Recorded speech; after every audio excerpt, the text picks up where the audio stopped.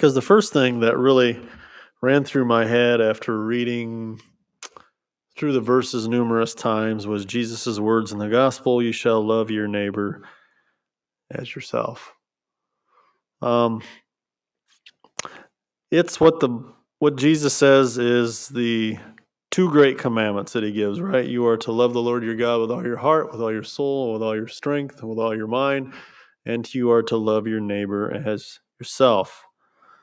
So, if you're really fulfilling loving your neighbor as yourself, ironically, you're filling the second table of the law, which Moses gives, right?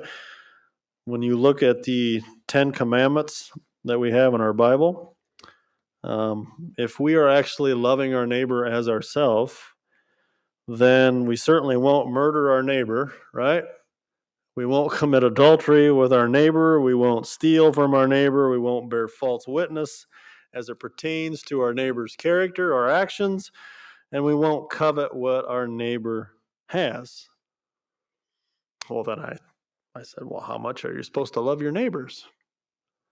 Well, you're supposed to love your neighbors as yourself. So, in other words, the same devotion that we have for ourselves, we are to have when we love our neighbors. How much do we love ourselves? Demonstrated by our actions. Um, so let me pose some questions to you then. Would we withhold good from ourselves? So, in other words, if something is actually beneficial or intrinsically good for us, would we withhold that from ourselves? Obviously not. Would we purposely neglect a genuine, immediate need that we have? No. No, we would not. Would we plan and plot to do ourselves evil? No. Would we accuse ourselves of doing wrong when we haven't done anything wrong? No, obviously not. So, why would we do that to others who are our neighbors, who we are to love as ourselves, right? That's just some reasoning that we use. And by the way, loving one's neighbor is not a New Testament revelation. In Leviticus 19, verse 18, it says, you shall not take vengeance nor bear a grudge against the children of your people, but you shall love your neighbor as yourself. For it says, I am the Lord.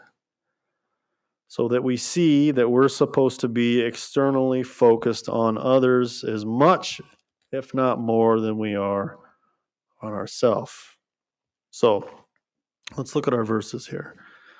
And once again, love your neighbor as yourself seems to resonate with me as we move through this. So in verse 27 there, it says, do not withhold good. Do not withhold good from others. Good in the Hebrew means that which is favorable, useful, or beneficial. It is an action that contributes positively to the condition of another. And when I was thinking about not withholding good from others and defining what good is, there's a statement in Acts chapter 10, verse 38, as it regards Jesus Christ. It says this, God anointed Jesus of Nazareth with the Holy Spirit and with power, who went about doing good. All right. So, as a summation of Christ's ministry, what did he do? He went about doing good, healing all who were oppressed by the devil. And once again, Jesus, by doing good, adorned the gospel of Jesus Christ, okay? Made it tangible, beautiful, practical in its outworking, right? As he went from city to city and from town to town and village to village. He demonstrated love, mercy, compassion, goodness, grace, kindness. All those things are on display. Why? Because he went about doing good. All right. So you and I, Solomon says, do not withhold good from others. All right. So that good that we just defined should be characteristic of our actions towards our neighbors. Think about it for just a minute. If Jesus went around Palestine withholding good, we would have a completely different narrative in the gospel accounts, right? If he just decided that some of the group that he encountered and these people that were running up to him, that he wasn't doing that today, we would have a different picture. Jesus did not do that. He did not withhold good from any encounter from those that he engaged in. Same thing for you and I. Do not withhold good. Now, notice the second portion here in 27. Do not withhold good from, mine says, to those to whom it is due. If you have the NIV or the New Living Translation, it says those who deserve it. Now, I thought that was interesting. In other words, don't withhold good from those who deserve it. He seems to be indicating, okay, and I take this to mean the people that are all around me that are trying to eke out a living and working hard and doing what's right, who are in need, don't withhold doing good from them because they deserve it, all right? They can't provide for their families, maybe. They can't seem to eat and keep the lights on at the same time. They can't afford medical attention. Whatever it is, there are people that we encounter on a daily basis who are trying to do the right thing, striving to provide for their families, and yet can't seem to meet ends. What should you and I do? Withhold good from them? No, don't withhold good from them. They are deserving of the good. Do good to them, that which is beneficial and useful to them. All right? Now, I understand that you and I are not to be in the sense of examining and saying he's worthy and you're not worthy, so I'll meet this need and I won't meet this need. I don't really think that's what the scriptures are seeming to indicate to me. If you encounter people that are just flat out lazy and won't do it, that's a different story. But the folks here that Solomon is engaged in speaking to don't withhold good from those to whom it is due. There are folks that are worthy of the good that they should receive. Oftentimes there are people in this world that are worthy of that good being done to them that are neglected and overlooked or pigeonholed or whatever it may be, and they're not provided for. Don't do that. Don't do that. Provide for them, okay? You know, as I was thinking about that from this week, hot topic button, we have a big influx of immigrants, right, that we've been for the last couple years. And there's a lot of those folks that have been in the United States for a couple years and a lot of those folks that are actually employed and they're working hard. So what should we do? They're worthy of the good because they're working to provide for their families. Then do them good, okay? The point being is there are people illegally in the United States who are working, who their respective employers are, whoever they may be, who are withholding their wages, hanging the wages over their head, whatever they want to do with the threat of deportation, right? What I'm saying is, what the Bible is saying is, if you have people that are worthy of good being done to them, okay, by the actions they're taking, do good to them, okay? Do good to them. That's the simplicity of the text. There's all sorts of reasons of why it is that people don't do good or withhold good towards others. Could be, and these are just some of the things off the top of my head of why it is that we withhold good from other people. Sometimes skin color. They're black, they're white, they're Spanish, they can't speak English, they're Democrats, they're Republicans, they have tattoos and piercings, their family names, they were born on the wrong side of the tracks, whatever it is. We come up with various reasons why it is that we withhold good from other people, even though the individuals are deserving of the good being done to them. Don't do any of that. If we withhold good from somebody that is in desperate need of it, then we're like, well, that illustration that we gave to Sunday school this morning. We talked about the Good Samaritan, right? Here's an individual beaten on the side of the road that needs somebody to do good towards them. What do the Pharisees and the scribes Or the Levite and the priest, what do? They walk right on by. They don't administer any good, any care, anything useful, or anything beneficial. We're not to be that way. And let me state something else. In the exercise of doing good to somebody else, don't be a stumbling block or prohibit another person from doing good. So, in other words, if there's somebody in your family, somebody in the congregation, somebody you know that is moved in conscience and heart to do something good for another person, get out of the way, let them do it. That is between them and God, and I assure you, God will bless the sincerity of the heart. All right? But don't be a stumbling block to them. Let them do so. And let me state this. Be as immediate as you can in administering to the need that has arose. Be as immediate as you can to meet the need as it arises. Look in verse 28. Do not say to your neighbor, go and come back, and tomorrow I will give it when you have it with you.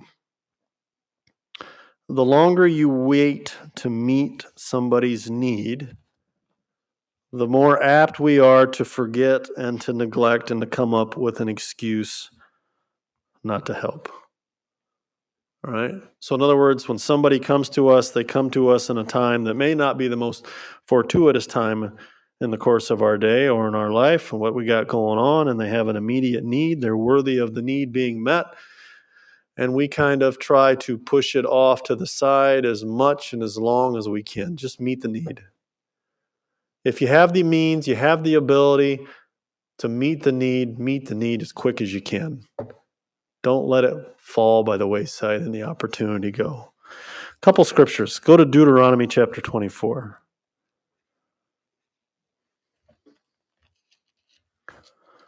Deuteronomy chapter 24.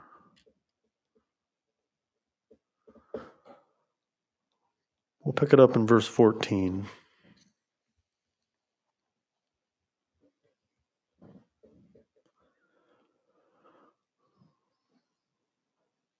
Deuteronomy 24:14. You shall not oppress a hired servant who is poor and needy, whether one of your brethren or one of the aliens who is in your land within your gates. Each day you shall give him his wages. Works a little different back then than it does in this day and age where we get paid once a week, right? Each day you shall give him his wages. Do not let the sun go down on it, for he is poor and has his heart set on it, lest he cry out against you to the Lord, and it be sin to you. There was the common practice, unfortunately, at that time, in that day and age, when some man had worked and the sun was going down, then that individual whom they were working for oftentimes withheld their pay to when it was convenient for them to pay them. That's why I'm saying, meet the need as immediately as you can meet it. Don't make the individual wait. James chapter 2.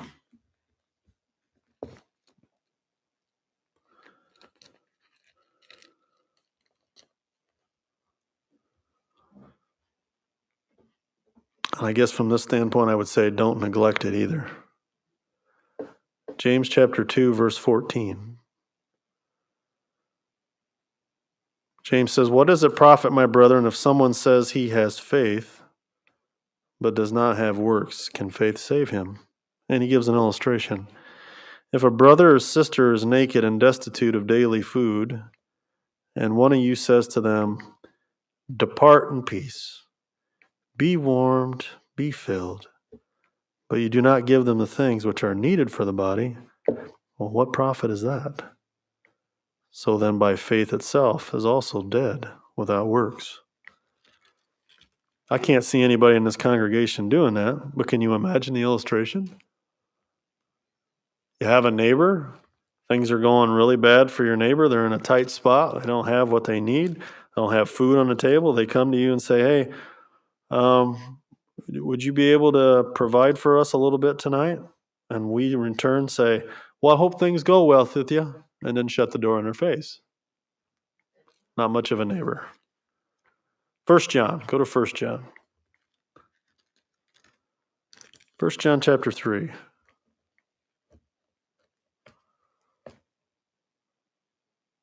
Verse 17. 1 John chapter 3, verse 17.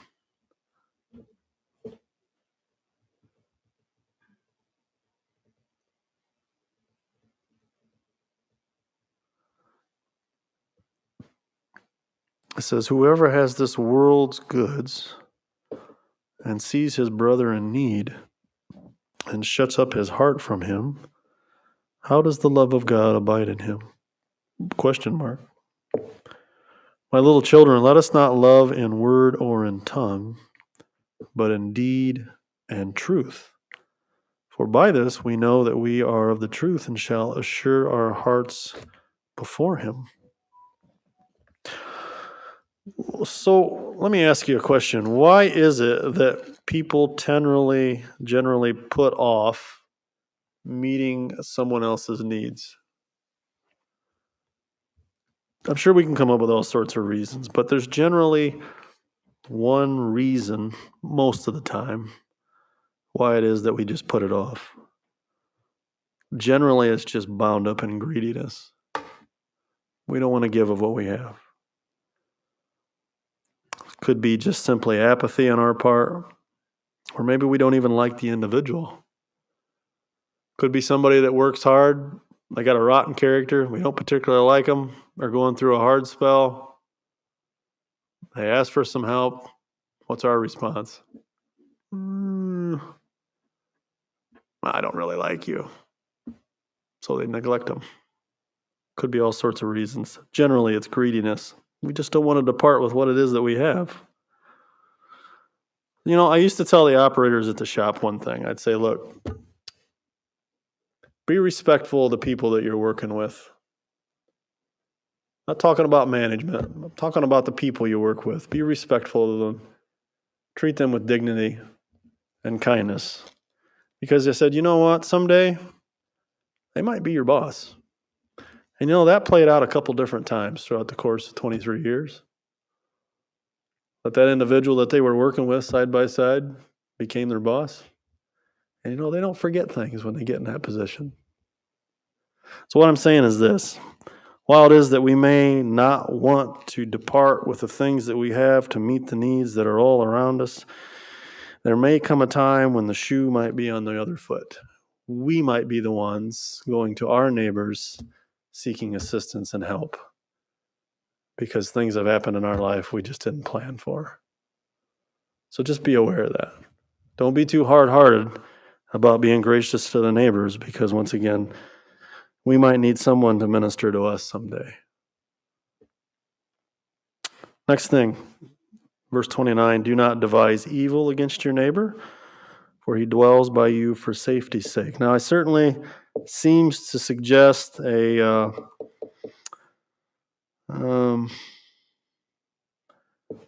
it says do not plan or do not devise, it suggests to me a purposeful, premeditated design to do evil to your neighbor in some way. Kind of like the Pharisees and the scribes were always good at doing this. There's also, it seems to me, an attachment to the preceding verse. So in other words, it's this. If I am purposefully neglecting and withholding good towards my neighbor, knowing that it will cause some failure or downfall on their part, isn't that me plotting evil? It is. You see the attachment? It's not a detached consideration. So in other words, if the need is there, and I determine I am not going to meet the need because I don't really like them, and by me not meeting the need, I know what's going to happen to that family, then what am I doing? I'm devising evil against my neighbor. I am plotting evil against my neighbor. Not in the malicious sense like you're thinking, but the reality is, in its application, that's devising evil against my neighbor. You see, that's an illustration.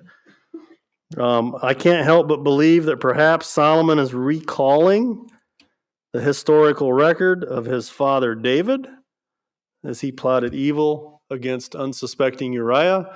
Remember when David had the affair with Bathsheba? tried to cover it up. Uriah, in essence, is his neighbor, right? Who's our neighbor? Everybody's our neighbor. And what did he do towards his neighbor? He sent him out somewhere that he didn't really need to be and made sure that he was killed in action, right? That's devising evil against your neighbor. 1 Kings chapter 21, you don't need to turn there, but you have Ahab and you have Jezreel, right? Or Jezebel, excuse me. And they're quite the pair, and they have a neighbor. The neighbor's named Naboth. He has a nice vineyard, and the king wants his vineyard and says, hey, I'll give you some other land too. Well, no, I can't give you that vineyard, right? So what does he do? He devises a scheme by his wife to which he can then take the vineyard later. What is that? That's devising evil against your neighbor. Sometimes people view their neighbors as resources to be exploited or opportunities to be taken advantage of. Whether you've had neighbors like this over the years or not, I don't know. Okay? And hopefully we're not this way. At looking at a neighbor that moves in and says, now there's an opportunity for me to do something. Do something good, maybe would be nice, but not something evil. Some people have malicious intent and ill will towards their neighbors. They try to take advantage of them, whether physically, emotionally, financially, any other way that they can. Your neighbors don't dwell next to you hoping to be taken advantage of. Nobody does. Nobody does. Let's take a little trip through Proverbs. Look at Proverbs chapter 6.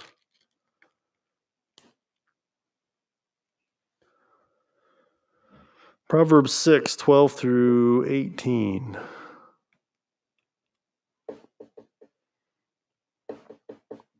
Just trying to get a feel for what God thinks of a man or a woman that would take advantage of his neighbors. Proverbs 6, verse 12, a worthless person, a wicked man, walks with a perverse mouth, winks with his eyes, shuffles his feet, points with his finger, and perversity is in his heart. He devises evil continually, sows discord. Therefore his calamity will come upon him quickly. Suddenly he'll be broken. Because there's 6 things the Lord hates, 7. A proud look, a lying tongue, hands that shed innocent blood. And here it is, a heart that devises wicked plans, which unfortunately sometimes is what neighbors do. Feet that are swift in running to evil, and you get the sense. Proverbs 16. Proverbs 16, 28 through 30.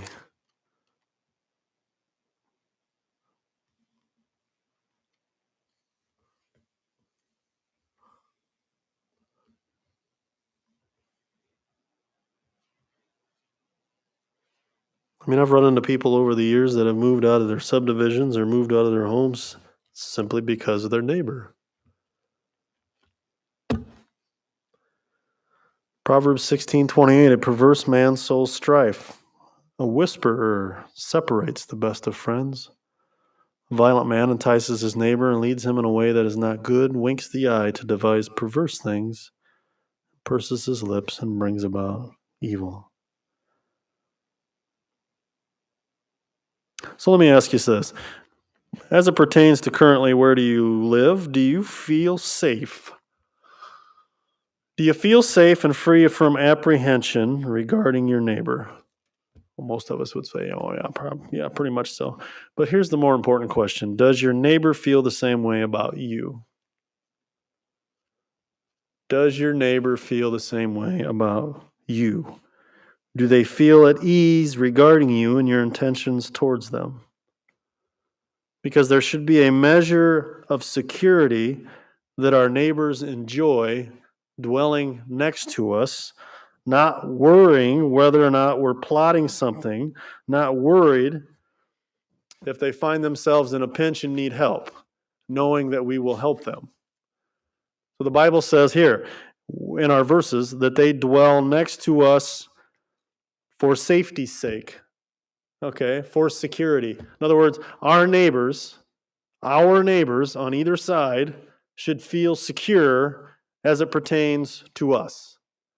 They should know that as we use common vernacular, we've got their back. We will help them out and do what's necessary. They should also know that we're not there trying to do something underhanded and take advantage of them. Right? That's the simplicity of it. Verse 30 then, do not strive with a man without cause if he has done you no harm. I think that just simply means in a New Living Translation it says don't make accusations against someone who hasn't wronged you. If you have good neighbors, live at peace with your neighbors. Even if you don't have good neighbors, strive to live at peace with your neighbors. Right? I think it cautions us against unnecessary conflict. Refrain from entering into arguments with our neighbors. Yeah, we have disagreements, but it shouldn't be an excuse for unnecessary strife and confrontation. Some folks, I get it, they're always looking to pick a fight, even when the other person hasn't wronged them. We should consider peace, right, instead of retaliation. Peace instead of retaliation. Don't strive with a man without cause if he has done you no harm.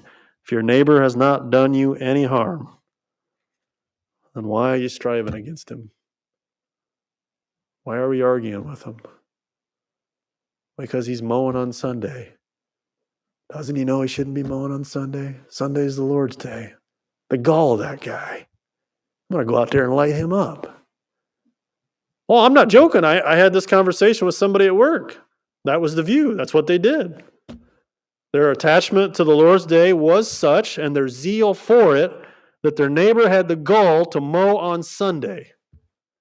And so they went out there and berated their neighbor. Come on. He hasn't done you any harm. He's mowing his yard, for crying out loud. Leave him alone.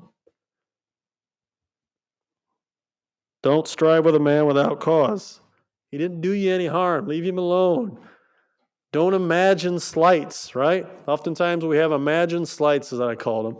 We invent reasons to jump in with both feet with somebody else. Don't do it, particularly with your neighbors. Why? At the end of the day, why? Your neighbors are looking at you all the time. If you are a Christian, Christ is on display in your life by the manner in how you react, by the manner and the needs that you meet, by the manner and the ministry of good that you minister to. So the folks that are on your left, the folks that are on your right, if they know that you're a Christian, if you've spoken with them to any degree, then they're going to be looking at you all the time to see how you react and see what you do. Right? So it behooves us well that we just love our neighbor as ourselves. Doesn't matter if they